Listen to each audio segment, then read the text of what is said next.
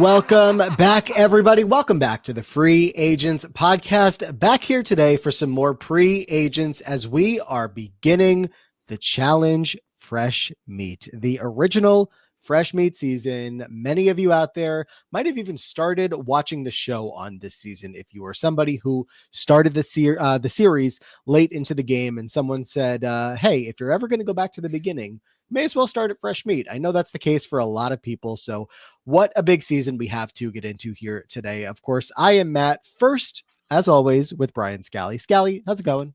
Hello. I'm so good. Excited to dive into this season. I would say a season in which people ask, I'm going to go back and watch Old School Challenge. Where should I start? Is a very frequent answer for a lot of people as a starting point. So I'm excited to dive in, see if it holds up, but also if it holds up as a starting point for a first watch or rewatch of the challenge.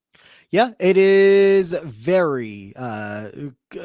feels very different from the seasons that we have watched so far, all the way through, the most recent season, season 11. But of course, we're not here by ourselves to be discussing the beginning of Fresh Meat. Of course, we're here as always at the beginning of a season with Mel. Mel, how's it going? I am thrilled to be back again and to not be in exile. I love to be back on the podcast. Ooh, sounds like you're volunteering for exile. I would never volunteer for exile, but if someone I love was there, I might have to throw myself in to just show how much I care, how much I love them.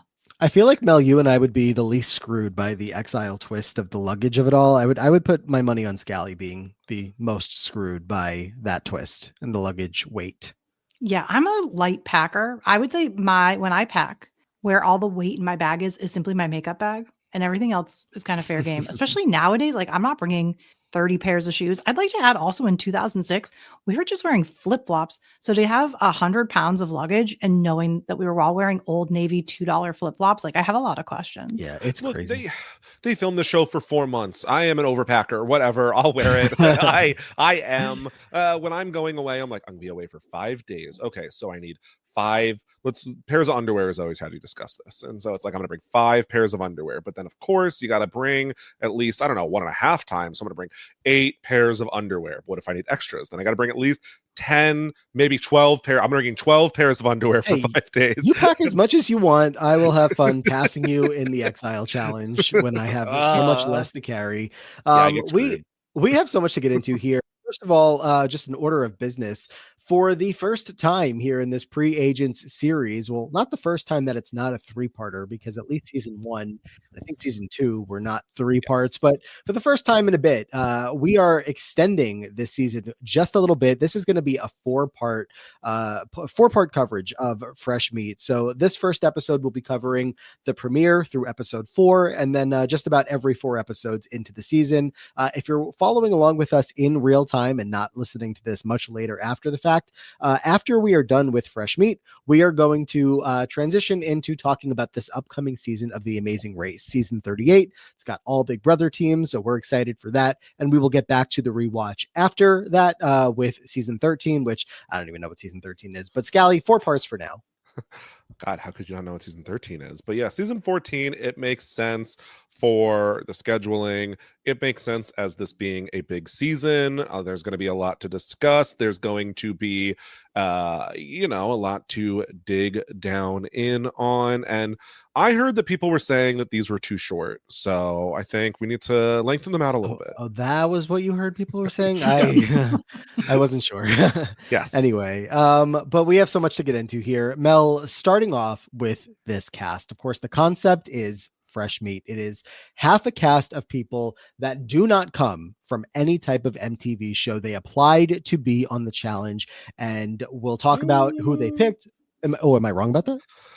I would say these people are mostly, in fact, people who applied to be in the Real World Road Rules casting pool. Oh, I see what you're saying. Were then like, hey, you didn't make it onto the Real World Austin cast. You didn't make it onto Real World Philadelphia. I'm so sorry. We'll call you back if we have interest in you.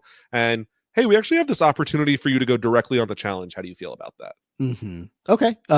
Is that like a confirmed thing, or you're just like speculating? I know it's it confirmed for many of the people on the cast. Gotcha. I don't know that no one applied to directly be on the challenge, but I know that at least a large number of these people were in the casting pool. Gotcha. They had like close calls where they were almost on certain seasons, but then were moved to Fresh Meat between this season and Fresh Meat 2. Right. Yeah, that was my assumption with this cast too, is as much as I think there are a few real standouts here, and then there are some who I was like, really like, you definitely could not hold up a real world cast. So it's interesting to see even who they chose to put on this cast. But I do think overall there are some really amazing Fresh Meat people. Yeah. Legends of the game. And then there's some shit stains. So we're going to talk about them all. I mean, it's just very fascinating to look at this cast from an overall perspective, Scally. We have the vets that are vets to us. I was just looking, all of them, besides, of course, the Austin people, are on their either 4th or 5th season here. So there's 12 vets in total on the non-Fresh Meat side. All of them that are not from Austin, 4 or 5 seasons. This is their 4th or 5th season. And then, of course, the other half of the cast is all newbies. So it's just such a different feeling going into this season where it doesn't feel like the previous seasons that we've seen where they're taking a lot of the same mix. They're taking 8 people that we know at this point. And then, of course, if you watched Real World Austin, 4 more of them at the very minimum.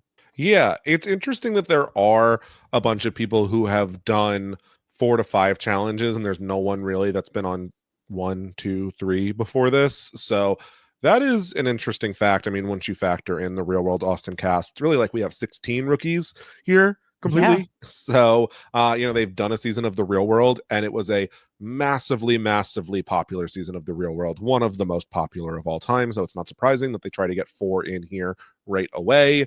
But that's super interesting, and it explains even more why there's such a delineation of everyone versus Austin. Yeah, and as far as these newbies go, I'm just going to kind of group it as this group of 16 people because, the 4 from Austin plus all these other names. Mel, we have so many people here that are about to become challenge staples, either some for the next couple of seasons, some, your Wes's of the world that, to this day are just names that you think of when you think of the show, getting their start here and now. I almost forgot the level of cast icons that come from Fresh Meat. The Austin cast being, the biggest crux of the season, but this is the introduction of Wes. We did not have Wes before this. This is a game changer, so to say. And then you have others like Evelyn. We unfortunately have Evan and Kenny, who are going to be a big factor in this show for a long time. DM, the heart and soul of this franchise. Big Easy, like so many stars came out of this. It is wild. Scally laughed at me last time I mentioned Big Easy in the same group as the rest of them. Big Easy mattered. Okay. Big Easy is such a big character. Like, I think anything, you led with Big Easy. I remember enjoying Big Easy. I think the thing about Big Easy is that Big Easy would not probably be cast anymore.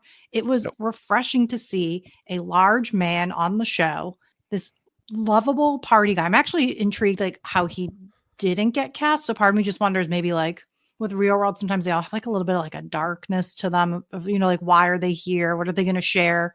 That maybe he just didn't have that level of depth, but he was a good time. So I do think the challenge is the right space. I enjoy him. And right away, I think they just forget right away he's there in like a good way. I mean, that it's just like, oh, we love him. We don't consider Big Easy as a problem.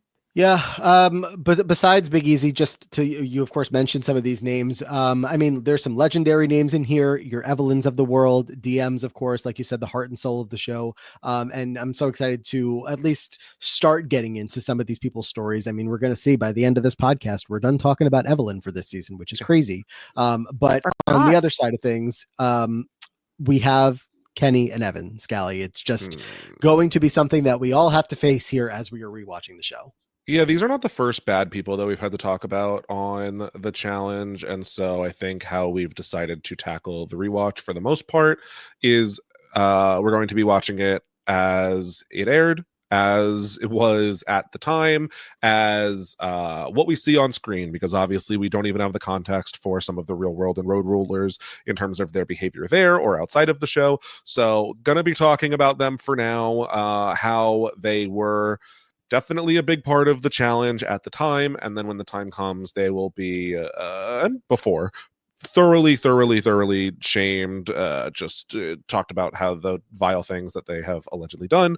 And so we'll probably also reach out to you here some of your opinions on how you think that we should approach people like Evan and Kenny. But unfortunately, they're not the first, they're not the last bad people that will be on the show that are here for a long time. Certainly not. And just one more name I'll throw out there for now before we get deeper in.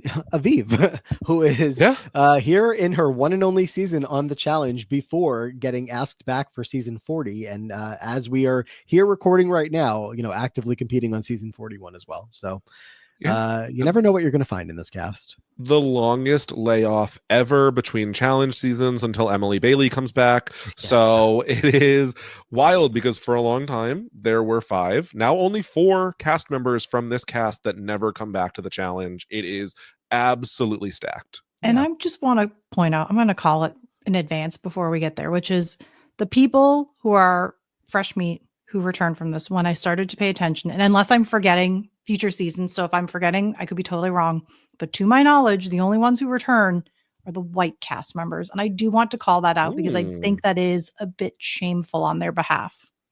Johnny and Shonda don't. And I think that is it. I mean, it took 20 years essentially to get Aviv back. Yeah. And I think also it's disappointing given the fact that the show has had decent diverse representation. It obviously had in the modern times much better representation, but just want to call that out to an extent here. Mel, did you have any other perspective on the Austin of it all? As Scally was saying, this is one of the most popular casts. I'm hearing this maybe not for the first time, but I'm taking it in right now as someone who wasn't watching live.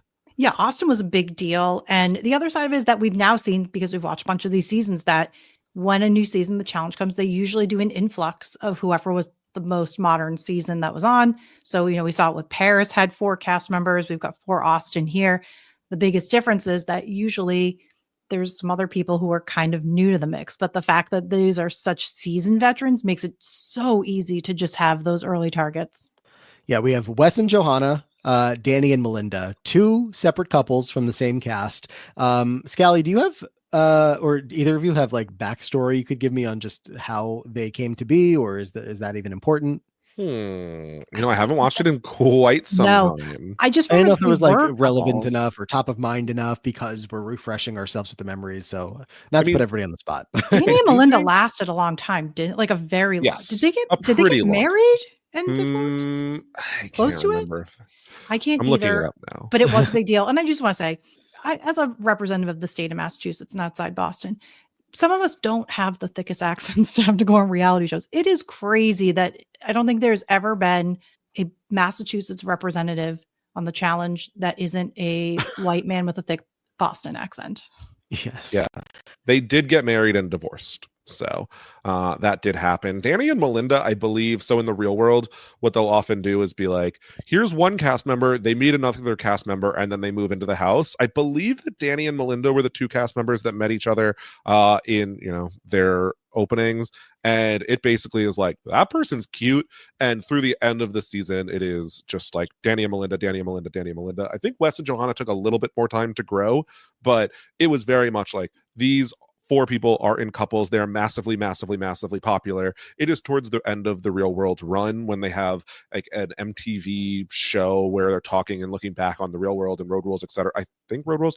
And the Real World Austin wins for best season of the Real World ever. So I don't know if I agree with that, but it had its popularity all the way through. Yeah, I mean, you can tell just by any time that a new cast shows up, especially when they show up in numbers like this, that they were looking to get these people, looking to continue keeping these people in front of our eyes as consistently as that. Why can't I speak English today? As possible. Sorry, but yeah. So we'll get into the Austin of it all. I think I just want to spend a little, extra minute here, just of course highlighting very specifically DM, who is going to be here in her first season. And, we'll get into the storyline as it picks up in these episodes, but right off the bat, we're jumping right into the struggles that DM is going through in her personal life. And that's going to carry all the way through her 8 seasons on the show until her unfortunate passing. And so a very sad story obviously does not have quite the happy ending that you would hope for. But to watch it from the beginning to the end really is there is some kind of special nature to seeing what she was looking to what she was able to share with not only us but those that she got close with, and in this season we're going to see that specifically with a Derek, Scally. Yeah, DM for very long time, and like probably still today. Like, it's hard for me not to say DM is one of, if not my all-time favorite. I love DM. It was already tearing up, and so I'm like, oh, ooh. I cried immediately. I cried. Full Yep. cry. I knew coming into this rewatch, like when we get to DM, I am going to have a hard time. So we're starting here, and DM is a super important character in challenge history, is someone that the show goes out of their way to acknowledge to this day all the time. So I am very like ready to watch the DM storyline unfold. I thought that getting some of it so early in these first 4 episodes was a little earlier than I remembered, but nonetheless, Derek and DM are they're my team this season. Yeah, far and away. Mel, anything to add there? Yeah, I think you touched on this a little bit, Matt, but the thing that was always great about The Real World and this franchise as a whole were the stories that they told of these unique things that are stories you didn't experience, and it exposed you to cultures you didn't know. So for me growing up, like I discussed in the podcast in the past, like this is how I learned about like gay people and all these sort of new things. And DM's story of cancer and battling it and getting over it and it coming back, it's sad and it's horrifying, but it's in a way beautiful to experience life with her, about like living life to the fullest, and the importance of watching this story, and that like unfortunately like death and grief is a process that we all have to go through at times. So it's bizarre to have it on TV, but in a way it's really important to experience that too. She's amazing to me. She will always hold a place in my heart. I think about her. 100%, of course. So we will be getting into everything going on there and beyond. On the vets side of the board, as again mentioned, some of the vets that are here that have been around for quite a bit. I feel like there's no better place to start here than with the return of Coral. Coral, who took 2 seasons off, but boy was she missed. It's wild. It's only 2 seasons, but the challenge has changed so much since she was here, because essentially we're watching Coral's show, and now Coral is coming back to her old show. Like, and it's changed without her. Like, it has evolved, and especially even from the intro song, which I think that little intro that the like, I don't know, at the time, futuristic, like lose control. Yep, I remember this theme. This was another one that when I heard, I was right? like, "Oh, earworm unlocked!" Like this like little video like, game culture. It's catchy. The cyber tech like visuals that they're trying to introduce. I was like, oh my god, like the show is so different from what I used to be watching. Yeah. So Coral's back, and I don't know, some of the other vets that are back here, nothing that no names that are, I guess, too impactful as much as a Coral is going to be to get us started here. Tanya's back after a season off. Shane, Tina, Katie, Derek, Darrell, and Theo. So that's the group here. And I don't know, anything else before we just start getting into it all? I'm ready. All right, then let's do it. So we are going to open up on basically essentially picking teams. And how are they picking teams? They did what would you call this? I know trials. Trials. They call them the trials. I'm like, I don't know. They went to a compound. Like they had to go to like NFL training camp. Essentially, hard knocks. They put together the stat sheet, and when the veterans, and I'm going to have such a hard time saying the word veterans there because 4 of them are new to the show, but that's besides the point. When they are going to be picking their partners, they have a whole stat sheet that they can look at to see how everybody did. I don't know if you guys have seen the Wikipedia page yourselves to see, but the full stat sheet is all spelled out on Wikipedia. Yeah. It's good. It's helpful. I do question some of the order of the picks, but it's enlightening if you take a look. Yeah. It adds more context now that I can see this in front of me when Wes asks Casey what happened with the up and over, because everybody else under a minute, Casey 8 minutes. Almost none. Thankfully, they give us the video of Casey just ramming into a wall over and over. And I'll say so I funny. probably would have done the same. I would have never made it. Casey Cooper, who's going to have her own, pretty solid run here, come back for All-Stars. We haven't mentioned Ryan Kehoe yet, who, of course, same thing, is going to have a solid run around this time frame, comes back for a couple of All-Star seasons, season 40. So just all of the names on this list, if they have returned, mean something to the franchise. But it's going to end up being a partnership between one of the fresh meat and one of the alumni. It did seem, Mel, like they all assumed this was going to be a team's challenge of them facing each other. I mean, history shows we seem to have a lot of, this and that, one or the other. So pretty exciting to have them in pairs. And I think that creates an interesting dynamic. But unfortunately, it sets 4 people up to immediately head to the exile until they are gone from this game. We got some targets.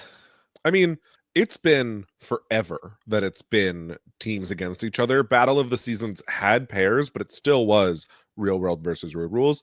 So this is pretty new to the show. Mm-hmm. Yeah. And they are fully going to, embrace the idea going forward of having people run the game, as just 2 people. It's not obviously every season, but even all the way up until today, it's much more often that you see a format like this than you see anything that has anything to do with teams anymore. So that's where we're at. I kind of missed, and we say this every time, but I sometimes do miss teams. When was the last teams was War of the Worlds? Of the Worlds 2. Yeah. Well, you were talking about the brief time that they had like the Team Emerald and whatever on, I think, season 37. Oh my gosh. That sucks, so I don't count it. I wouldn't be mad about a revisit to it, but I don't think we ever will, sadly, which is a little bit of a bummer, because I do like in these old seasons that they do try to change it up a lot more to keep things fresher, to make it a little less predictable of what could happen, though it becomes eventually predictable. So, I'm looking at the logic column on this chart here. Do we see Ryan Kehoe's time of 22 minutes where everybody else is 12 minutes or less? It makes a lot of sense when you look at Ryan ultimately getting picked last as far as a woman picking a man goes. Melinda got him last. Wasn't Ryan in All-Stars the one who did the puzzle backwards? Like upside down. Yeah, that's true. It was. So I just say it's hands. He did it like on the side where there was no. Yes, he did like a pure black puzzle, and the other side had like all the right. Yep. Nope. There it is. I give him major props. So actually, maybe he should be a lot higher up on the ratings. But I guess what's logical. Meanwhile, you have Aviv, who apparently did her logic puzzle in 3.16 seconds. How is that possible? Crazy. How is it possible to move a piece like that? That's just like she looked at it and had the answer. I didn't study what the puzzle was, so I'm not sure. But anyway, let me just run through these picks real quick. If you're not rewatching alongside of us, we have Danny's going to pick first, and he picks Evelyn. Coral is going to pick Evan. Darrell picks Aviv. Actually, let's stop down every couple of picks. Tanya picks Johnny. Scally, any reactions to the first 4? Well, it's interesting because spoiler alert, Johnny never comes back. So to see someone who is such a high pick and does really well in the little compound that they have ahead, it's surprising to remember that oh no, Johnny was really good. Yeah, they are not the worst team by any means through these first couple of episodes. This group also includes Coral and Evan, who are the best team through these couple of episodes. So not surprised to see them there. The first team that gets booted is here in this group, Danny and Evelyn. But we're also talking about someone who is going to is going to be in the discussion of possible best challengers of all time in Evelyn. And so her going first overall here, having the best, scores and whatnot, obviously not surprising. Don't forget that she's also paired with someone in the discussion for worst challengers of all time in Danny, even though he desperately wants to be here, apparently. Mm-hmm. Darrell and Aviv might have a pretty good season on their hands here. So, they're in the top 4, but let's keep going. We have Theo, who picks Shonda. We have Tina, who picks Kenny. Wes picks Casey. Johanna picks Jesse. Interesting stuff here. Of course, I'm looking at the Tina and Kenny duo being. I'm a little surprised at Wes picking Casey here over DM. I'm like, there was still DM on the board. I don't know if I would have picked Casey. Yeah, I'm looking at the 2 of their stats. I mean, I just can't imagine how he saw that 8-minute up and over, because that's all you have to go on, unless it's not even like, it's not even Johnny Banana style, who's going to come very soon. I thought she was cute. He's got a girlfriend right there, so I have no idea. Mm-hmm. I don't know. But yeah, Johanna, Wes's girlfriend, as just mentioned, picks Jesse. We'll see if we have any more to talk about Jesse over the course of this season, because I feel like I'm meeting him for the first time. Yeah, and the last, Mel did say getting ready to drag Jesse. I have almost no memory of Jesse, so I'm excited. I don't remember anything until this. So if we watch them sometimes on the interwebs, and then sometimes I watch them on Paramount Plus, and I think we discussed this, that if you watch on Paramount Plus, they also have these like end credit bumper scenes, and there's one with Jesse, and I just don't care for him. Look. Oh yeah, that's the last one. Yes, episode 4 bumper is, and I will preface this. In 2006, when this was filmed and came out, or came like 2005, 2006, we were a different culture of the way we spoke about women. I think even women, we use terms for each other. We've moved on. Society was in a regressive state then. We've progressed. We've learned. I'm sure he's a lovely person. Regressing a little bit again, but still. Yeah, like hit or miss. What fun. But at least probably we wouldn't air this on a reality show anymore, hopefully. Yeah. But it really rubbed me the wrong way, where I'm sure maybe in 2006 I would have been like, yeah. I mean, we're not going to talk about Jesse much else. His last confessional in episode 4 that is going to close us out here in this section is talking about how all of the girls are prude S words.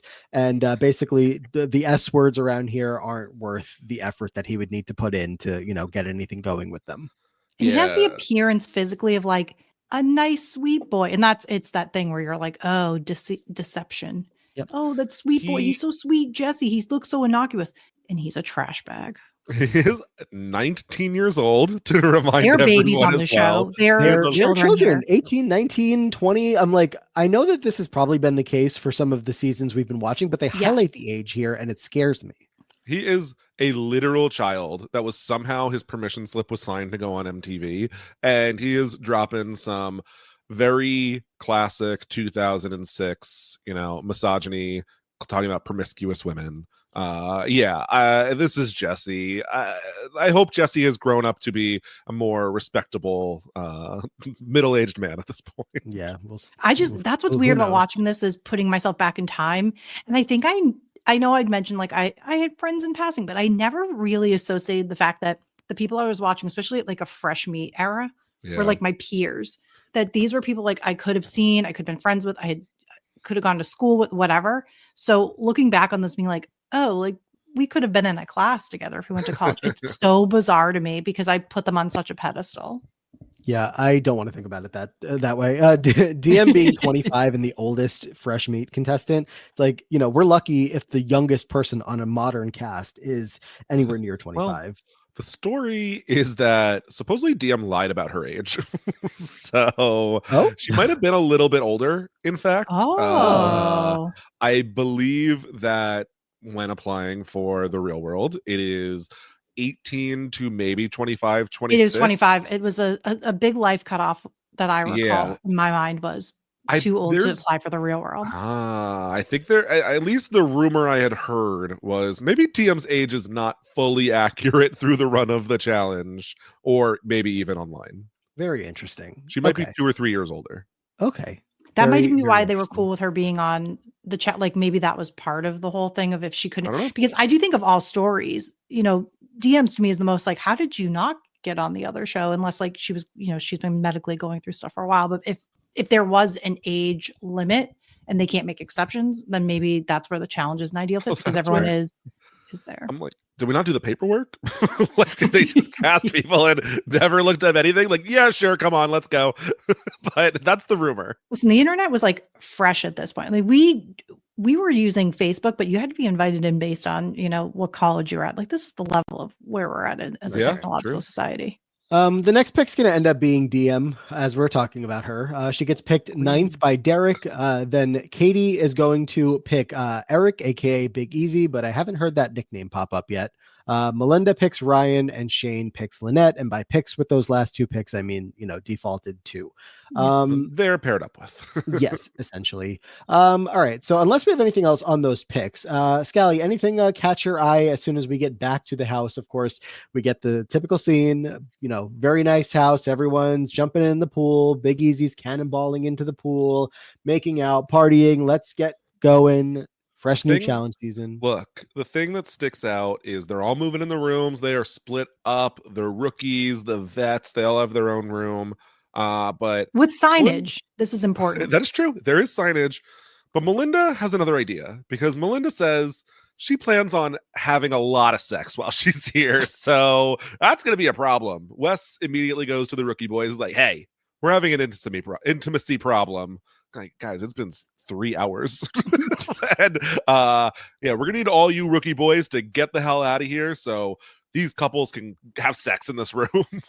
And then there was one point where they kick Wes out of the room because I guess Danny and Melinda were about to get to work. And I'm like, I thought you guys got this room so that you could all have, your time in it. I guess they're not allowed to. I mean, I'm not telling them they should have, but it just seemed like that was the vibe. It would not surprise me if at some point on The Real World they were both couples having sex in the same room. With how those rooms were laid out. Definitely not. Real Love Island. Yeah. But yeah, so they end up getting their Austin room. And look, that's going to be, a big theme here in these couple of episodes, Mel. The giant, massive, maybe the biggest target that we've ever seen on individuals coming into one of these challenges so far is on the 4 members of Real World Austin. Yeah, never have we had the likes of this. And we've only watched 4 episodes, but I obviously we know some of it to an extent, but order of operations is we're probably going to see all of them go as fast as they can if they don't, make it through exile. Mm-hmm. And I remember too, them being a very close cast, even modern day. If I recall, didn't they still are. Every single one of them go to Wes's wedding? I don't know if every single one of them did, but I do believe this is a very close cast in general. I don't know that every single person speaks to every single person regularly, but I remember in more than COVID. Yeah, I think Joanna has moved across the world. She's doing her own thing. She was an actress. I don't know if she still is. She occasionally you can still see her in commercials. Yeah, she definitely is. She's in some advertisements, but it's during COVID, we're Nehemiah and Melinda living with Wes. Maybe, I don't remember, but they're very close. And the entire cast makes their way onto a challenge as I'm looking it up. I mean, of course, we know that Nehemiah is coming up. I remember that Lacey's going to be here at some point. And then it's just Rachel also will be here. Oh, Rachel. So, oh, boy. She has one very iconic line. Got them all. Well, I'm looking forward to getting there because I don't remember it off the top of my head. But I think I don't think any cast does that besides them. Now that I think of it, it feels very impressive. I think there has been, but it's rare. Maybe we have to talk about one Key West, but I think we haven't gotten Key West hasn't aired yet. Key West does not, but maybe early New Orleans or something. We'll get there.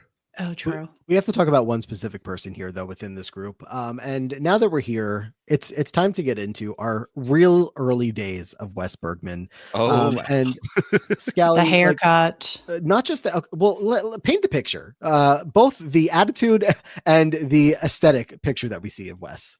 Well, Wes comes in and he is the Wes we know in some regards. He's still, the faintly red hair, the very pale skin, but he's rocking full mohawk. I think Wes was a little bit more buttoned up on his Real World season and is coming in. I don't know if he brought a single shirt with sleeves to the challenge. That I'm not sure of. It is pretty much just one piece of fabric hanging down the front of his chest, and that's about it. And he is very, very, very competitive. One of the first scenes we see of him in the house is him talking to Casey, and he's telling her they can't go to exile because she can't even do a push-up. No offense, you're athletically worthless. So listen to what I say. Worthless. I want a shirt. Worthless. Put it on a shirt. I'd wear it. It's just we are looking at a very young Wes Bergman who, like you said, has some of the qualities that he still has today, this cocky attitude, this, we see him ready to play the game right off the bat. Yep. I'm this Wes has been down to play the game of the challenge since literal day one, and coming up with the phrase athletically worthless just off the dome and telling his partner to her face that's how he feels. I'm this is early Wes. and I'm ready to watch it. He also has the whole thing where he says, anybody that you saw on TV when you were in middle school, don't trust them. Yeah, that was really funny because Casey is coming in here at 18 and like looks a fresh 18. She looks very young. She's very, very young. Like she applied to the real world when she was like 17 and a half years old. Like she probably hasn't even graduated yet. There has not been a real world since Casey turned 18, it feels like. But they are, you know, a very impressionable cast for Wes to try to be strategizing right away. Yes. So we are going to really see over these first couple of episodes and deeper into the season just how Wes handles a partnership that he's not thrilled all the way with. This won't be the last time that this is going to happen in Wes's run. And again, we're only at the beginning here.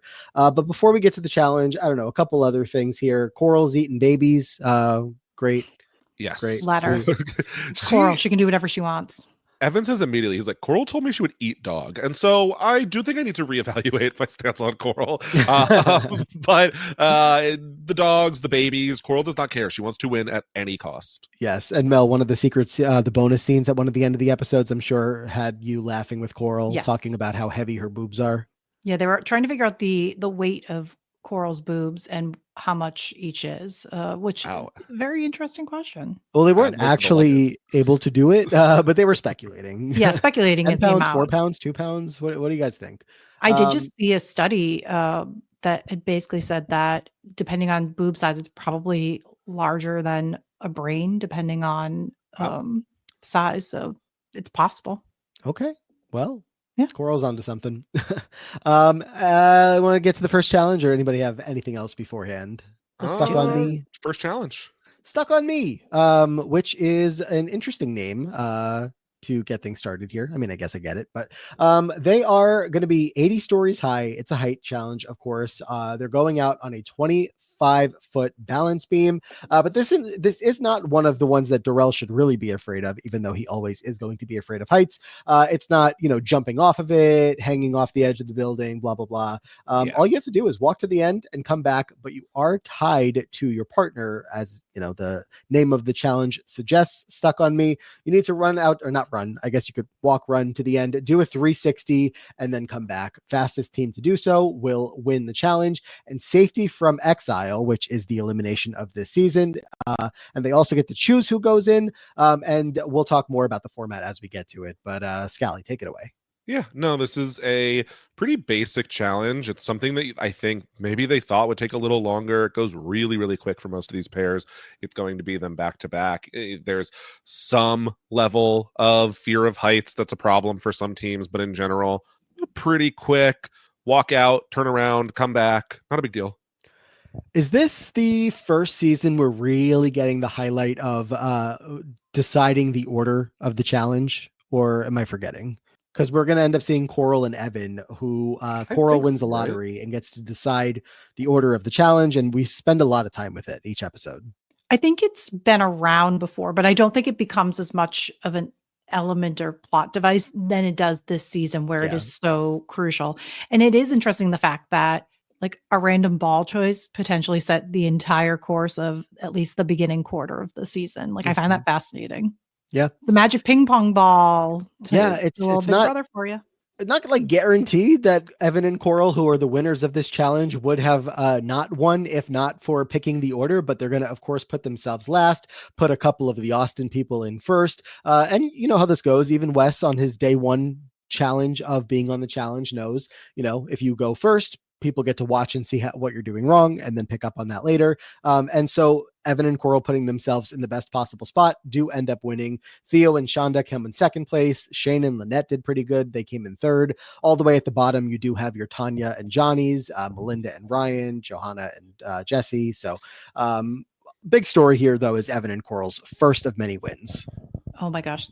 Power couple. And anything for me that keeps Coral around is what I need, because I really missed her these last two seasons. Like I did feel an absence of her presence and feeling like there was an emptiness to this. And it's a bummer because like we know one day she will go away forever. Yeah. And boy, though, a little note, if anyone has paid attention, she is on TikTok now. Ooh, I have seen Coral popping up a little bit, having her thoughts on, some people's alleged retirements and what that means. But I think this is, very impressive run by Coral and Evan. Very impressive win on this little challenge. Yeah, and they're going to end up having the power to pick who is going next. Not going next, going into elimination. Wes and Casey are going to be their pick. So, Scally, on the format of all of this here, we have the winning team picking one team to go in, and then the house will deliberate to find the other. Yeah, it's not the worst. I think that you could have like a random team win any challenge, and that could result in a big name all of a sudden going in. If the Austin cast was running the show, well then sure, this would be great. And you would think, well, at least Danny got a really early pick. Maybe Danny could be just carrying the weight of the cast. Him and Evelyn are going to win everything. But when Wes, Melinda, and Johanna all really ended up at the back of the pack, otherwise just by luck, they might start having a tougher chance taking over some of these strong teams. Yeah. Mel, you have any thoughts on all that? Well, the thing we have to touch on importantly is of course, Wes really is Wes from the beginning, because Wes immediately begins to strategize of how to ensure that either he gets who he wants or get somebody else in there to protect his alliance, his friends, his posse. Yeah, he is going to work trying to pitch that Tanya should be the one to vote for Shane. And so otherwise he says that Tanya is going to end up going in. Of course, feels like the obvious easy pick to go after in such a way and say the house is going to come for you. No real reason to feel like that's the case. Even Tanya's going to Tina, who they've had, plenty of bad blood in the past 2 seasons in a row that things were not great between them. We documented pretty well around here. But it seems like they are okay going into this season. This bond of being vets compared to the other 16 people in the house is somewhat keeping them together. So Wes's pitch here to Tanya kind of falls flat. And Tanya specifically even mentions, she feels like she's like Wes is attempting to manipulate her, so she is not going to fall for it. And there's that. Good on Tanya. I think Tanya's pretty smart, and I think Wes really underestimates her here. Where they all do. They really. Yeah. And I'm trying. I wish I could remember my own headspace of what I thought of Tanya back then, because I probably, much like all of us, we probably all just fell into this Tanya narrative that we had, because we just kind of took it where our soft brains of 23 years old now as adults watching, you can see how they treat Tanya like shit for which we're not getting depicted on screen enough, other than I don't know, her top comes off sometimes. Okay. Yeah, watching this as a literal child, I remember liking Tanya and thinking she was fun, but when everyone's like, Tanya's the worst, I'm like, what did Tanya do? I do remember her being, I will say, on Chicago Real World, I do remember Tanya being kind of the worst. She was just, I don't think she was I'm trying to remember a bunch of things, but one thing I just remember is that Tanya had kidney stones and she was always miserable about it and on the phone all the time and complaining about it. So I think if I had a roommate who was constantly complaining and on the phone and woe was me, that would annoy me. But I just, at this point, can't see, concerning what human disasters we are watching of all of them, partying, drinking, hooking up, why is she the exception here when I think we talked about this last season, Jody's doing the same thing. So why is Tanya the problem? They've hooked up with similar people. They both hooked up with Mark. So why is this? Tanya is the demon, and this reputation is really, sunk into Tanya's storyline. We talked about how it was Veronica that was getting this treatment from the rest of the cast and this narrative, and then Tanya really took it over, especially since Veronica's been gone for a minute now. And it's just every other word that comes out of someone's mouth about Tanya is something nasty and something shaming her for, whatever hookups that she's got going on that just seem to be very public knowledge. So not great. But let's talk about the deliberation here to determine which team is going in against Wes and Casey. Very similar to what they do today. The teams that have nothing to do with the vote are sent away, while we're going to end up seeing what almost looks like a live tribal council of everybody gets up and is able to go talk around to one another and have their discussions. Ultimately, we are going to see those Scally. Danny and Evelyn get the votes. It was very close. It was a 10-6 to 3-1 vote, because everybody has their own vote. So everyone gets their own vote, which I don't know if I love or hate. I mean, it gives more power to the rookies, but like, are they really going to go against their teammate in most cases? Probably not. So it just kind of complicates things for the most part. We do have one team that votes separately here, but not in any beneficial way for themselves. It's the big problem here being Tanya and Johnny get actually some more votes than you would expect, and getting votes from Theo and Shonda and Tina and Kenny, which is funny because Tina's like, Tanya, you're not going in. Stop freaking out. And then she votes for her. But Jesse, Johanna, Melinda, and Ryan do not coordinate their votes properly. And even though Wes had talked about how Shane and Lynette were the weaker team and that's who they wanted, they should have flipped their vote over onto Tanya and Johnny, which would have tied it up, right? If two people flipped, yeah, going from 10 to a 6 to 8 to 8, yeah, would have done a little bit of something there. And at least that's the narrative that they are, presenting to us. Danny was very annoyed with Joanna for not voting for Tanya. Yeah. You would think Wes would have maybe given that tip to everybody before he left the room. Yeah. It's still early stages. We're fine. We'll get there. Yeah. I forgot Evelyn was first. Spoiler really? ahead now, but I totally forgot. It's a famous part of her story. Yeah, I thought like they didn't. I obviously I know the Austin cast is largely doomed, but I couldn't really remember. I know it's like, oh, which ones are going? Are there any other? So is it Evelyn, Bananas, and Cara are like the big ones? Is anybody that I'm forgetting in that category? They're the obvious examples. Ace.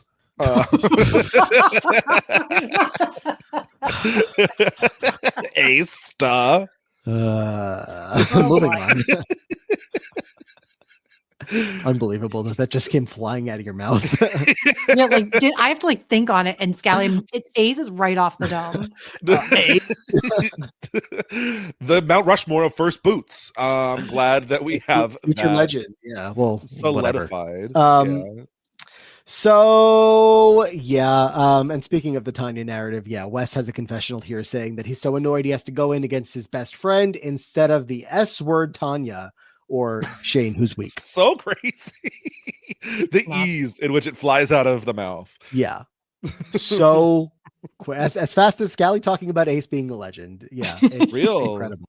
Let's talk about the next challenge, which, we're back in the cycle of 2 challenges per round. Possible safety can be won for one of the teams going into the elimination. This challenge is going to be called Bushwhacked. And we have a bunch of tree stumps all in a circle. The outer ring of the circle is where more teams are going to be standing at the beginning. As teams get eliminated, they step in closer and closer. There's a giant, they call it a medicine ball, swinging in between them, and you are trying to throw it at specific teams to knock them off.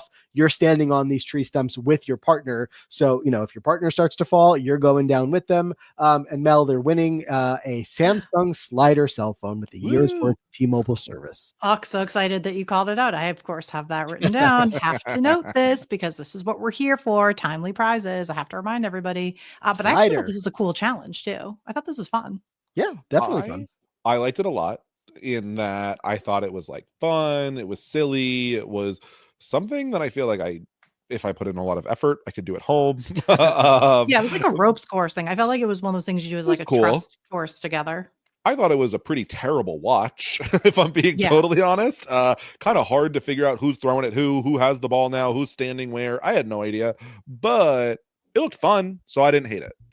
If either of the teams that are up for elimination win again, they can save themselves. So pressure is on for Wes and Casey and for Danny and Evelyn. And unfortunately for them, neither of those teams are going to end up being the winners. Coral and Evan win, but we do get some drama along the way.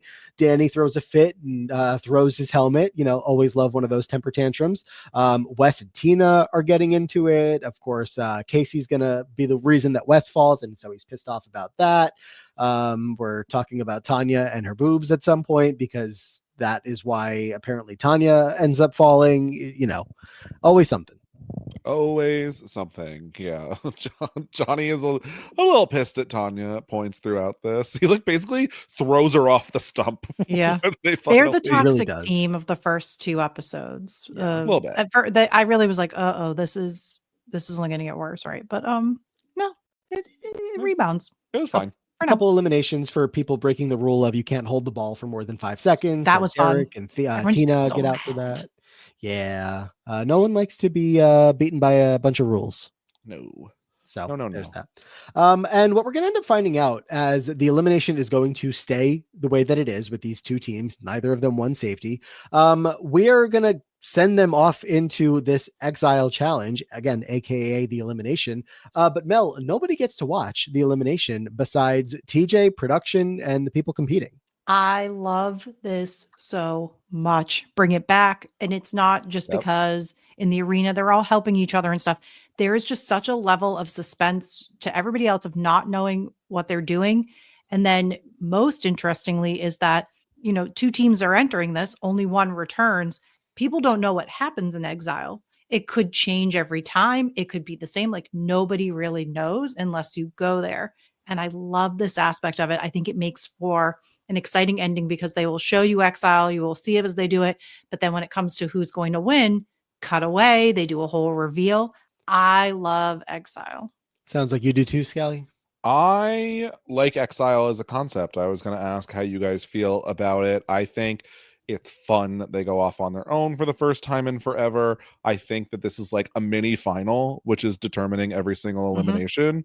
Kind of entertaining at the same time. I think the twist of the amount of pounds that their luggage coming to the challenge weighed is how much they're going to have to carry it through is a very funny twist and an interesting one. I don't know if it plays out to be as beneficial to the show as it is like a haha moment. No, they take the haha far too far. I don't remember like how if this goes into the rest of the season, and honestly don't remind me because I want to see how long they drag this out for. I feel like they might do it all season. I'm looking at the Wikipedia chart because it has the weight of the combined teams' weights of their bags. And I'm just like, Tanya and Johnny are gonna have to run with 253 pounds while Wes and Casey have 113. It's insane. But also I feel like people offload it too, but I can't remember exactly, and I don't know if they change it. I think if anything, the flaw of exile is that they have these opportunities that there are like 2 puzzles midway that if you complete the puzzles, you'll get some sort of advantage. And the first one, it was like a minute. It really was nothing. Like they said, if you stop to do the puzzle, advantage. But the drop your bags one, your bags is a good one. Yeah. But basically Wes and Casey figure it out very quickly in 2 episodes, which is just don't do these, just run. I just want to know what, and by the way, you're right earlier. My apologies to the duel. Up next, right? Yeah, I disrespected its name by not naming it at all. I just want to know what they packed, when they were going out there, because they probably said to themselves, "We're going out there with the clothes on our back." I think that would be fun if they brought something like this back, or it has to, or maybe it factors into something because I think there is a little bit now, but I do think there is a sexist element to it. It's so sexist. It's like, come on, like I know there's like, maybe it's a sexist trope within itself of like, oh, women pack so much, but they do generally. Men tend to be lighter packers, have less things to pack, and so the fact that like, each team so far seems to be the women packed more, and so now that's a problem for them. It's yes. I overpack because I'm a feminist. So that is it.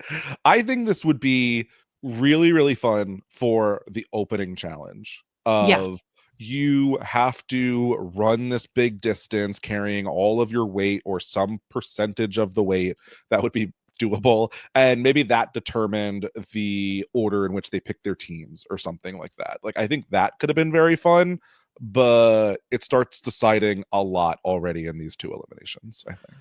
Or that should have been one of your stats. True. Because then at least it would have been a hint early on, which is like, oh, here's so-and-so, they packed this much luggage, and then you could get a sense of them. Right. At least then it's fair game. That way, like, well, to an extent, because I don't know if we're talking about this Tanya and Johnny one, I don't know the weight differentiation between them, but we'll find out. Maybe. Who knows? Maybe they never go that. Yes. One of you mentioned, of course, Wes and Casey are, and Danny and Ev, but we see it first from Wes and Casey, and I'm calling Evelyn Ev now because that's what they called her on the show, I guess just for this season. But Wes and Casey are going to set the precedent of skipping the puzzles and just continuing on to run, and obviously it works for them. They end up being the winners of this first ever Exile Challenge, Scally. Yeah, it's because that first puzzle is only a minute time off, and then Danny and Evelyn immediately DQ on the second puzzle because there are very strict rules, there was just no coming back. Like Wes and Casey may as well have just like shaken their hands at the beginning and just went back to the house. Like it was over. Like there was no way that Danny was going to be able to carry that much weight, especially knowing how Danny is as a competitor. So I would have way more faith in Evelyn to drag all that weight that Danny packed across the finish line. So was never happening. Yeah. Back at the house, Mel, we have Melinda waiting for Danny to come back and Johanna waiting for Wes to come back. And only one of them are about to be okay. And of course, that's going to end up being Johanna because Wes and Casey emerge from the vehicle. The whole house has their big reaction that we're going to see throughout the whole season here. Melinda is crushed. And we're fine with it. You know who didn't care? Bye, Danny. TJ did not care. Did you catch what TJ says at the end of Exile when they come back to him? What did he say? He just said, "Take care. Nice to meet you." I hope we see you again. To the second team as well. I feel like he was a little, he was really mean in the second one, but the "take care, nice to meet you" I think was a sick burn, even though like he's working on it. But I thought it was, well, I didn't really care. I'm not a Danny fan. And a Danny and Melinda thing, I think if I were again living with them, I feel like that would have been miserable. It's just not what I wanted to be around when I was 21 years old. Danny sucks. So hey, Wes also sucked here. You know, we end up going back to that flashback, and he's screaming at Casey more about how you have to start running every day because it's worthless to stick around with that kind of performance, young lady. So I would have been fine with either of them leaving. No spoilers. Together though, they have they have a genius plan though going forward to set them up for success, and that is to lie about what happens in Exile so that nobody will really know what will happen there if they make it. I've never seen someone so excited to say that they ate kangaroo sack and balls, which I love separating the two of them. It's very funny. It comes up in the credit scene too, where they are like, was there a specific order to the items? Maybe we're just sitting in the car brainstorming balls, sacks. Like they totally lie about what happened. And for now, this could work. We're going to see through 2 episodes that they are the only team that goes and competes. And so everybody else that's back at the house just thinks that we're eating kangaroo balls every time we go into eliminations. Yeah, I think Johanna maybe knows. I think or at least knows about the luggage element. But besides that, everyone thinks this is an episode of Fear Factor. Yeah. One more thing that we do have to do before we move away from Danny and Evelyn is talk about Evelyn one last time. For now, it's not going to be the last time we talk about Evelyn by any means. But there's not much else to get into with this season. I feel like Scally, she came in with a very ready to compete attitude that we will very obviously see when she comes back again. It's like she came into this season with the best stat card, off the top of the show, knowing she was going to kill the show and dominate, and then this happens and she's just like, what just happened? She's 18 years old. She comes in extremely smart, extremely athletic. She goes on to be an incredibly successful lawyer that has done a lot of good work to my knowledge. So I see no reason for Evelyn not to be as confident as she is here. I think it's probably what gets her brought back because there's not a lot of first boots who really make their mark. I don't think Evelyn was so dramatic or so funny, but she says, I was robbed. I was going to kill this game. And so I guess they said face. It's enough to see. Yeah. She has such a little pout on her face. It's kind of adorable. It just seems like a fictional character level of but she did have such potential and she just got sandbagged by who her partner was, which is not her fault. A bit of the casting's fault because I feel like I think this is a common thing with the show overall though, is I don't know if producers always thought out scenarios as they cast shows of what was going to happen, and if they did, they just didn't care. Right. Let's get into something that producers definitely do care about, or they did. And, like Scally said, even still to this day, Challenge production and the whole organization cares a lot about. And of course, that's DM. We're going to open up into episode 3, into the next cycle of the game, really getting a peek into the life of DM as her and Derek are on a walk. And Scally, she's going to open up to Derek about the health struggles that she's had lately, even up to extremely recently. And of course, again, again, as we know, this is going to be a battle that she faces over the rest of her time on the show, which is, again, unfortunately, the rest of her life. Yeah. Yeah, this is super tragic. DM comes in and the conversation really starts where Derek's like, "You're the only person I trust." They're having a good walk, a good talk. And he says, "Tell me something you're afraid of." And DM is like, "Wow, I can't believe that I'm going to tell someone this." But about a year ago, she had a surgery. They removed a cyst. And only 3 weeks ago, they removed another cyst slash her ovary question mark, which feels like a bigger surgery than a 3-week recovery time, but, or, less than. But basically, Diem has ovarian cancer. She has started 2 treatments so far at a lower dose. When she goes home, she'll be going back immediately onto the higher dose, which is going to make her lose her hair and have a lot of more side effects. So her reasoning for coming to the challenge is she wants to do everything physical that she can now, because she's not sure after this big battle that she's going to face exactly how much and when she's going to be doing all of this same level of physical activity. Yeah, Mel, of course, we're going to really get to know DM a lot over the next couple of seasons. And specifically, I think a lot of her story is tied into one CT. But Derek is very much there from the beginning, as we're seeing right now. And although CT and DM have like that romantic relationship that is extremely highlighted on the show, Derek and his friendship relationship and everything with DM is almost just as important. Yes, I think I mentioned it to you too, that for a while for me, the alliteration was, and it could be the 2Ds, but it was Derek and DM. And I think that we have watched Derek and he's been a little brat. He's been a little baby boy. He's, I don't know, like 21 years old. He's just been reckless. And I think DM brings a human side of him that calms him down and gives him a little bit more purpose than rather than I'm here to drink and party and I'm number one. And the ego is toned down a lot.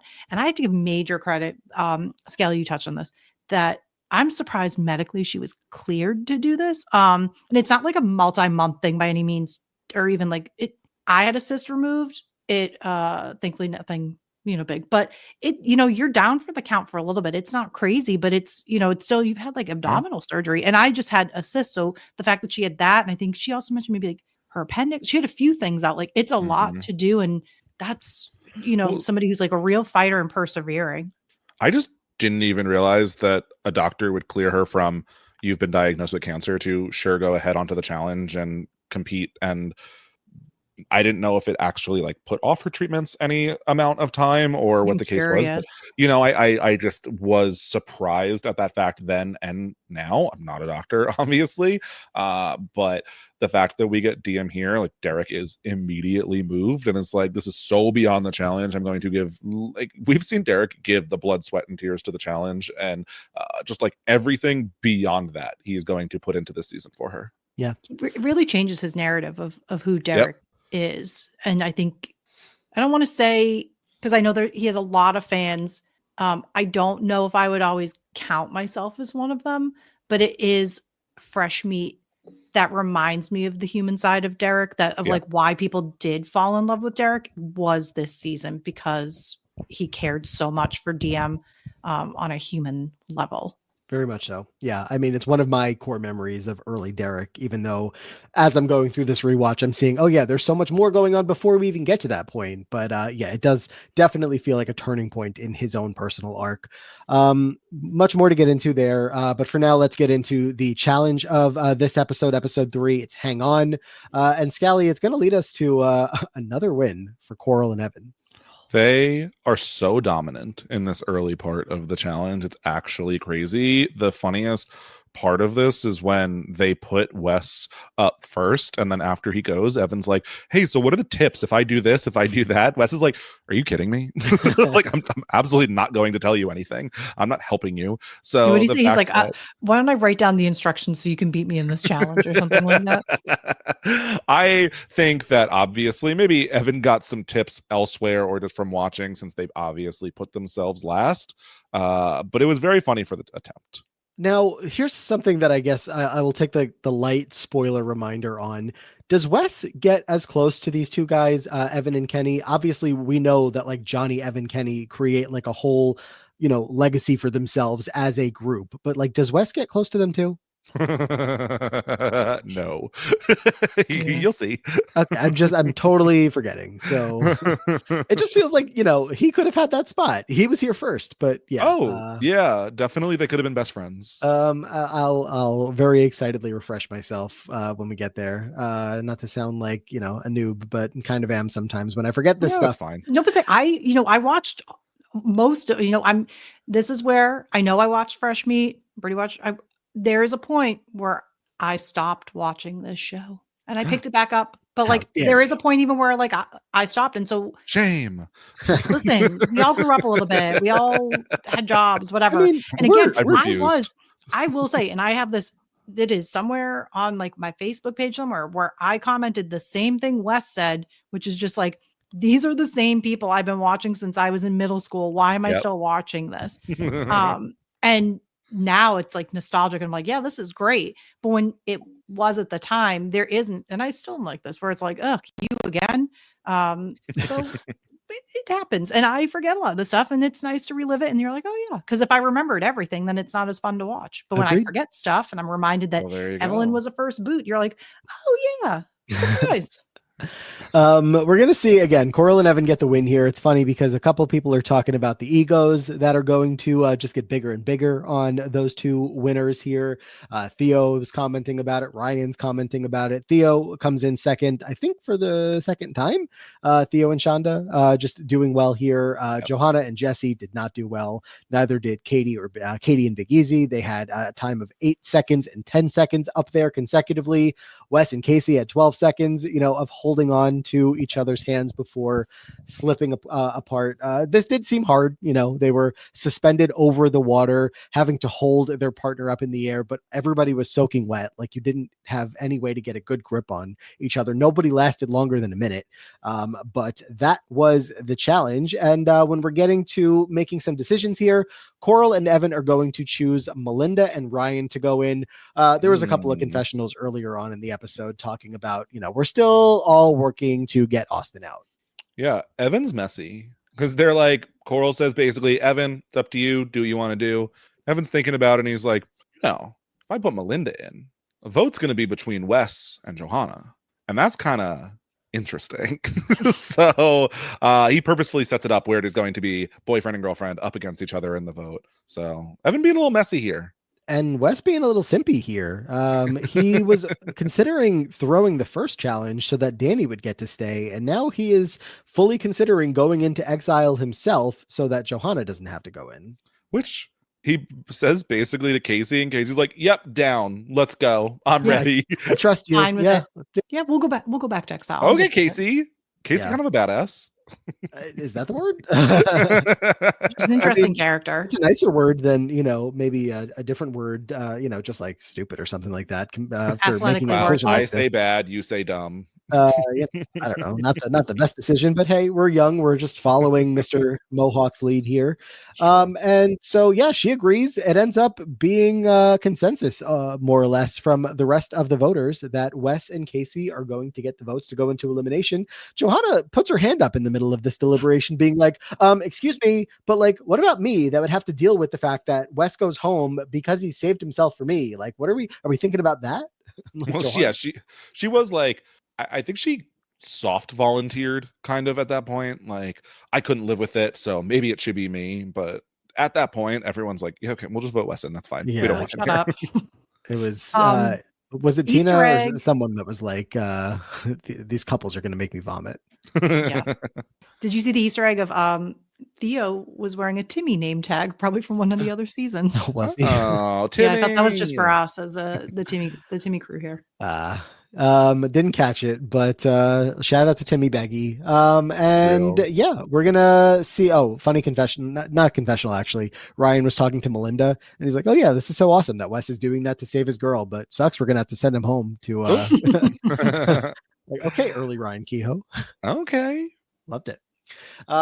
We have a night out clip of just DM talking about how positive she wants to be throughout all of this. And, I was getting a little bit worried that DM and Derek were going to somehow end up in the elimination just because of the highlight that they were getting here. And we still have one more challenge for safety and whatnot. Derek saying he can't help be attracted to DM both inside and out. She's a beautiful person. True. No, He's not wrong. Very true. Yeah. So I did keeping an note eye here on the dynamic. we're starting to see, as I like to call it, the fashion evolution that's happened over the time of challenge. So I do want to call out that in particular, this is a real era for women. We wore a lot of ribbed tank tops, again, probably from Old Navy, denim mini skirts, and of course, a chunky necklace, which if you're also watching, as I know, Scally, Real Housewives of New York, you're going to see a lot of chunky necklaces there too. This is a time of a chunky necklace. So that is what we're seeing. The men kind of same old. And it kind of stays that way for a while. A lot of jeans and polo shirts. And as you mentioned, Wes's cut off sleeveless shirts that expose like his entire abdomen. Speaking of mini skirts, it's a little bit of an issue because Melinda is on the phone talking to Danny. And I think this is something that we've seen before where you're in a relationship and you really want to be there and you get sent home and your other half is there and maybe it gets taken out a little bit on them. Because it seems like Danny and Melinda are starting to fight, including, as Ryan says, about what miniskirt Melinda might be wearing on the daily. Welcome back, Chadwick and Holly. Danny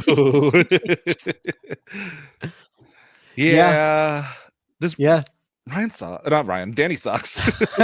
Yeah, we like Ryan. We support Ryan. Danny, awful.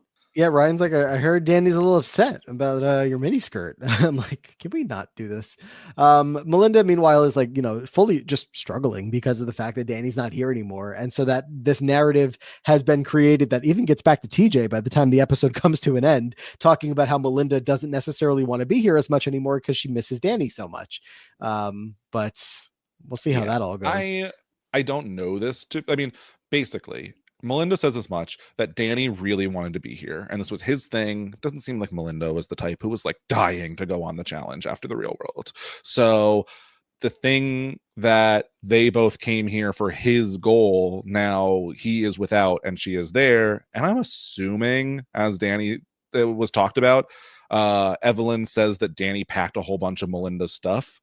And I think Danny probably also is thinking about the fact that he packed a whole bunch of Melinda's stuff.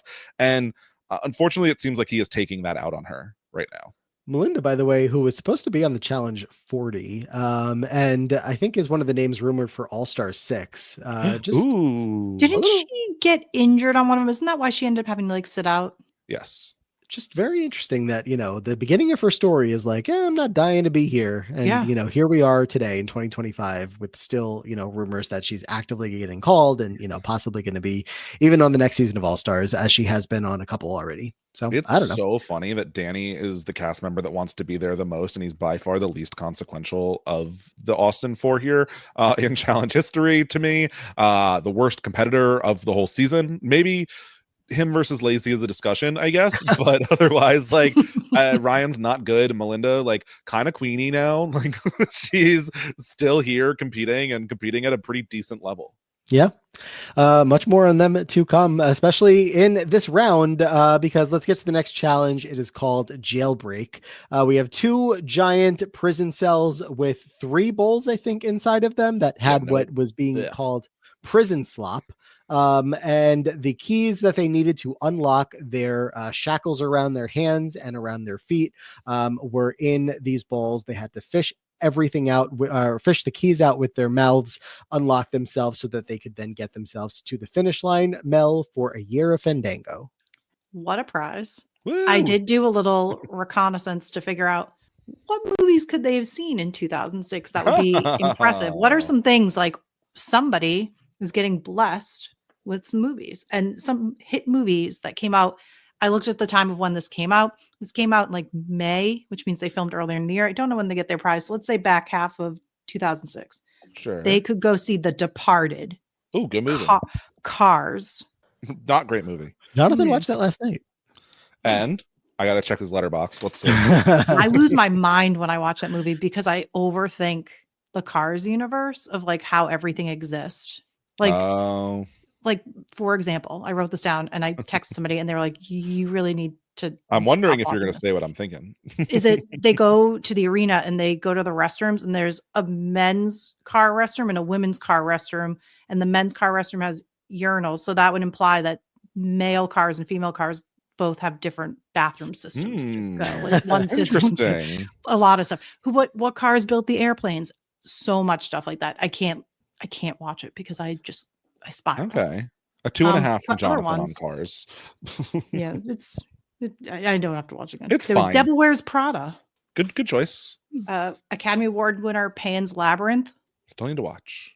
Click, which if I recall, wasn't Click a no, I was going to say you're losing me on movie discussion, but Cars and Click, I made sure Matt, I made sure to Click is a 5-star movie. I mean, yeah. Don't make me ever watch it again, so I don't have to cry. But oh my god, I will cry 7 times over the course of the 2 hours of that movie. But I'm good for now. Also, the movie 300. 300 is there. That was a big defining one. Okay. And then finally, the most important of them all, Fast and Furious Tokyo Drift. Sure. Yeah, that's for you. These are the things that the winners of the challenge. I won't jump ahead. And those winners, let's talk about them, are, I believe, Theo and Shonda, right? Yes. Yeah, they turn it out. Evan and Coral decide to throw it because they think that maybe people won't view them as much of a threat. Right. Not the obvious throw, coming in dead last place by an extra almost 2 minutes. Certainly won't trick people, or will trick people into thinking that you are such a bad team now as you just fool around in the cage. And what are we doing? But hey, why not? So Theo and Shonda do get a chance to win now with Evan and Coral out of the way. The two teams that needed safety, Wes and Casey, and Ryan and Melinda, do not get it. Ryan and Melinda thought there was a chance, but they were about 22 seconds slower, I believe, than the first place team. So it did not happen for them there. We have some hijinks along the way with Johanna dropping the key. Jesse was pissed off at her. I think it was karma after they were just making fun of Tanya. So, there's that. And there's our challenge. Yeah. I came back for the winners because this challenge was disgusting.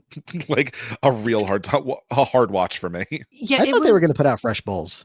So did I. That was so confusing. And so what the slop is basically looks like just baked beans. And I'm sure maybe there was some other stuff. And then other people spit. And then this is the part that threw me off as well, is I forget what team, but one team very early on wisely takes the keys in their mouth and spits it into their partner's hand.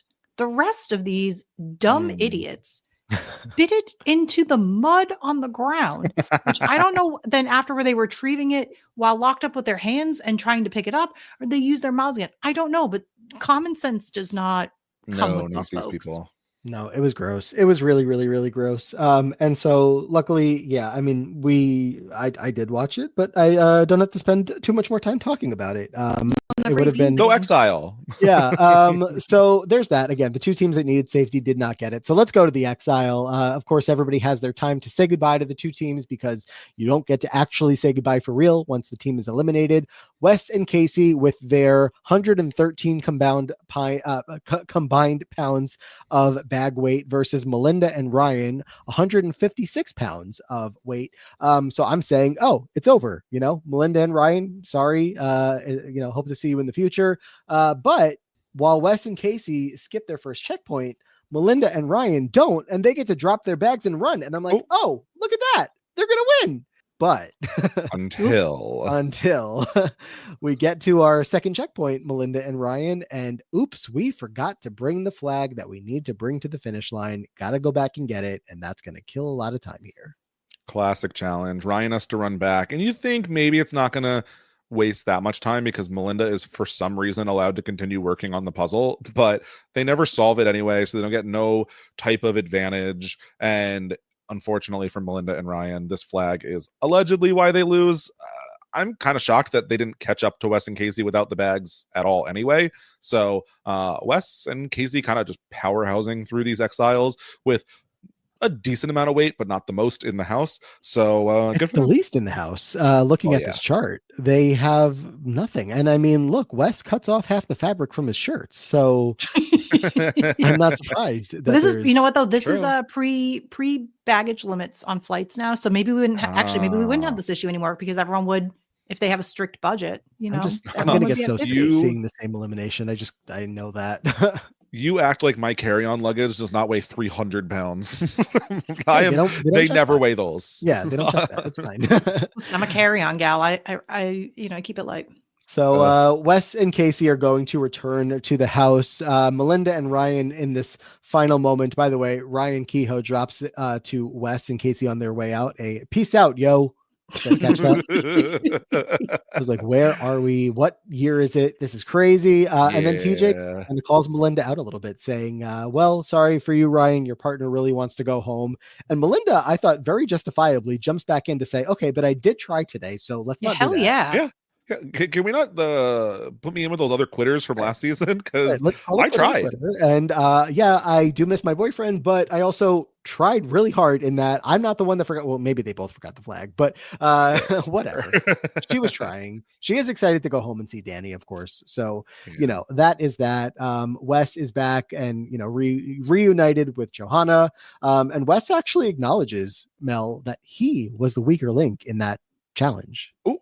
I know, a shocking moment in history, because I, in the back of my head, I always thought Wes portrayed himself as the almighty, that Casey was a terrible one, but Casey was the one that said, let's skip this puzzle. Like the first time around, there were some things that were Wes's idea, but this time around, Casey really dominated. She kept moving. She was like, stop wasting your time. Let's keep running. Really proud of her. Yeah. Yeah. I mean, Wes is out here on Twitter challenging Theo to independently run final, but Theo of modern times, not this, old Theo. Yes, Theo of modern times. God forbid Casey Cooper challenged Wes these days; he'd be shaking in his boots. Casey Cooper, legend of coming back for a couple of episodes before. Oops, I'm pregnant. I gotta leave. So a time-honored tradition of the challenge. So congratulations. That's true. Her. Yes, that's true. Big storyline, developing here as we just get started in this season. Of course, is Wes, who leads us in the confessionals so far. Not surprising, I'm sure, to anybody. He's been in the exile twice, but he's got 24 confessionals on the season, which is above Casey and Ryan, who have the second highest at 17. Wow. It feels more than that for him, actually. It does. I mean, we're many episodes away from this. Mount Rushmore Wes might be his phase 4 times. We shall see. There. I mean, yeah, we're many episodes away from it in the sense of even if it happened this season. But if we're gonna keep up with this character, we're really being presented him in a big way to get started. Pretty similar to a recent debut of Derek, not obviously in the story, but just in the hey, pay attention to this guy. So. They knew, and we'll see how all of this goes. But Mel, anything else today? Tanya's top popped off by the pool. That's what instigated Jesse's comment. That poor Tanya was just trying to sit by the pool and get some sun and whoosh. Because I thought they were setting up a whole scene again that Tanya flashed everybody, and I thought this was going to be like, how Bananas does the toast? I thought maybe it's been a tradition. We didn't know that maybe Tanya flashes everybody, but she was just trying to have a nice time at the pool, and then whoop. And then that's where Jesse says his trash stuff. I appreciate tradition. Yeah. I wish that was the tradition, because show them, Tanya, she paid for them. So be proud of them. Currently, Katie's sitting at the bottom of the confessional list with only 2 confessionals. I feel like this happens sometimes with Katie, where they just don't feature her. I'm gonna look like Danny after that second challenge, throwing my helmet if Katie doesn't show up a little more on this season. I mean, her and Big Easy are though a great pair. Like the energy that they have together are exactly like I was gonna say when we were talking about the teams at the end, like the ones who ended up together at the end, it actually like cosmically felt like the right choices for a few of them. A couple, yeah, for sure. And I don't know if that's just like us knowing these teams for all these years has made them feel like they belong together. But, watching it with fresh eyes here, it's been a long time since I've watched it. It definitely feels like some of them were just like made to be as they are. But yeah, Katie at the bottom of this list, she was like this the last season she was on. They underused her. It's horrible. I hate it. James down balanced out. She's less of a disaster than she was with like the fight. Like without her like antagonizers, Katie can just exist very nicely. I think maybe the target that was once on Katie of like, oh, you're annoying, we don't like you, has shifted heavily to Tanya. That it's all she on can Tanya kind of now. coexist. And Veronica's not here to push any, to bounce it back and forth a little bit. So, we need some more of the girlies fighting at some point. And Katie is definitely a fun one to get in the mix there. It's just not happening right now. So we'll see. Sad. We'll see. But yeah, Shane at the bottom of the chart as well with 3. Lynette with 3. We'll meet her at some point. Aviv is down there. Kenny's down there. Keep him down there. We had a good showing though of Shane and Lynette. Which challenge was it that they did pretty well? Where it was like don't sleep on Shane and Lynette, The actually. challenge where they hold each other up. Yeah, they did a pretty good job. Yes. So not the worst team out there. And they have a Definitely good team not. color. The team colors I find very exciting too. I love when the cast is like in a rainbow of colors. That's such a good point, Mel. This is when the challenge was fun and yes, I don't want to see them wearing. Yeah, like I remember at the time too. Now, as like as an adult my age and knowing also my color palette and what I look good in, I remember feeling bad, being like Coral and Evan have to wear brown, and now I'm like, oh, I would thrive on Cameron Brown. But at the time, I was like, oh, what a boring color. And you're like, Shane and Lynette have baby pink. It's beautiful. I love the team colors. When we lose team colors, there's a bit of my soul that dies with the challenge. Agreed. It's a horrible day for the challenge when they should come back to this. Except, so cute. Can we put a caveat? Which is season 40, they said, we'll give you colors. We're not going to match any of them. 2 of them are going to be bright and 2 of them are going to be earth neutrals, and it's going to burn your eyes. I hate it. Then I take it back. They've ruined it. No. They could have really gone full Put me in charge. Vintage. Let me choose the colors. Do you know who picks the greatest color palette? Top Chef. Look at those aprons. They are consistent all season with a beautiful palette. Okay. Hire that person. I'll take your word for it. Mel, before we get out of here, any quick thoughts on the latest Mount Rushmore updates we did at the end of last season? I'll remind everybody, if you have forgotten, on the men's side, let's start there. We left The Miz, we left Eric, we left Darrell for his second time or second season there, and we did add Derek, swapping him out with Mark. What did you think of the passing of the torch as Mark literally did himself at the reunion? I completely agree with the men's side. I'm hoping maybe there'd be some more where he pops up, but this is like so controversial to say. I think Mark's placement in the challenge by this point, and knowing that everyone's calling him the Godfather and all stuff, is a bit overrated. Sorry. Yep. I think that because he is the first person from Road Rules, like of seniority, and maybe because Eric Nies has stepped out of this and isn't a part of it, I think that Mark is the biggest advocate of the show. I respect that Mark has a heart and soul for the show, has ideas. That's like what he thrives at now. He's like, he left to go be a TV personality and producer and all that stuff. So I'm glad he stepped in and has the heart for the show. But I just think we overestimate who he was in the pantheon of this versus these other competitors. Oops. What about? I don't know how long Eric lasts though. I think the age of Eric is coming to an end, and it's been a nice time. I know. I mean, I've been expecting it to happen for a while now, and every episode you're like, it's not happening. But we'll see. And then on the women's side, Tanya stayed for her second season. Coral and Veronica are still going, of course. But we did throw Beth on there after last season and swapped her out with Julie. As much as I'm a Beth hater, it's a completely accurate statement. Beth is the heel of the challenge, and you have to give it to her. And I think the women's side is absolutely perfect. I think we've got some great monuments hanging, built. They're only going to keep changing as we get deeper into the show. It's going to get hard. I'm hoping see where it goes. In my heart, Coral never leaves Mount Rushmore. I know it's going to be tough. There's so many competitors, but for me, I mean, there's a reason that it's, All Star 6 is coming up, and we've asked for 5 previous seasons is Coral. And it's fun to re-experience why we want her back so badly. Very much so. Well, that'll do it for today, unless Scally, you have anything else?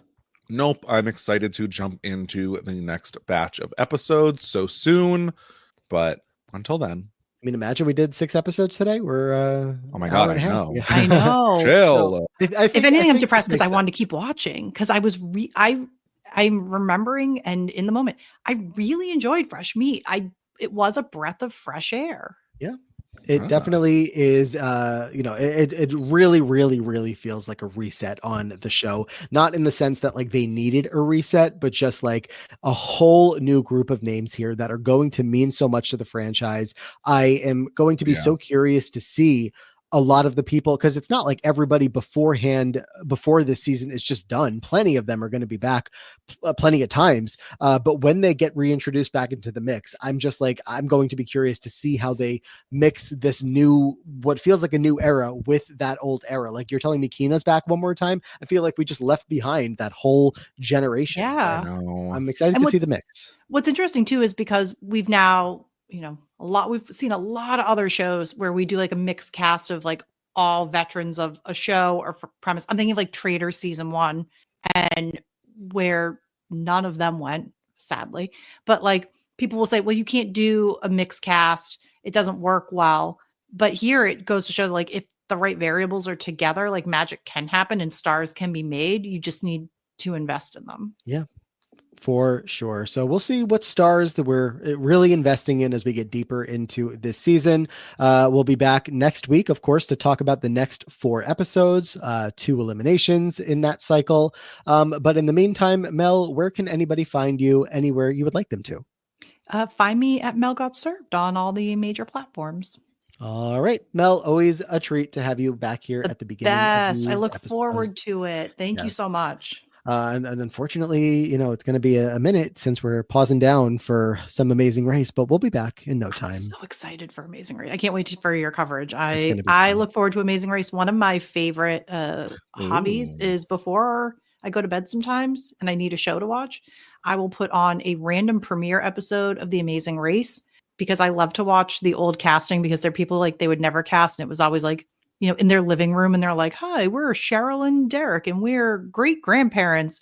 And it's just so heartwarming. And usually I forget who won the season, which is also refreshing.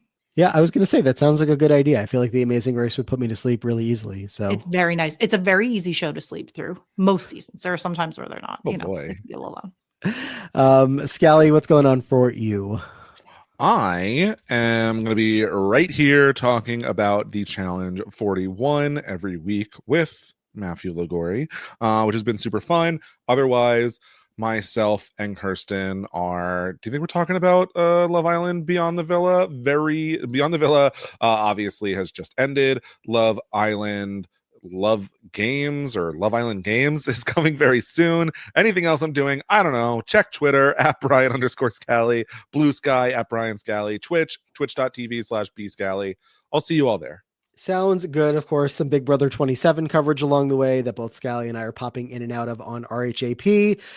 Besides that, check me out, of course, on the Diary Room podcast with Aman Adwin, where Scally was a very recent guest. So make sure you check that episode out, talking all things Big Brother, whatever 6 names popped up over there. And then very, very, very, very, very soon, Dancing with the Stars will be back. So again, if you're following along with the podcast here in real time, then make sure you're checking that out. If you're listening to this in the archives and it's like months or years from now, then you'll find us somewhere talking about some season of the challenge, but just wanted to shout out anybody that may apply to. Thanks for checking us out even after the fact, but that'll do it for today. Of course, we're on patreon.com/the Free Agents Podcast.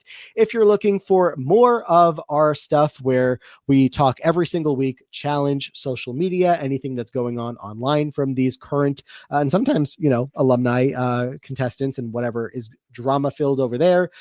Plus all the other shows that we're checking in on over there. So that, again, will do it for today. Thank you all for checking this one out. Thank you, Mel, for being with us today. And until next time, take care, and we hope to see you all in the future.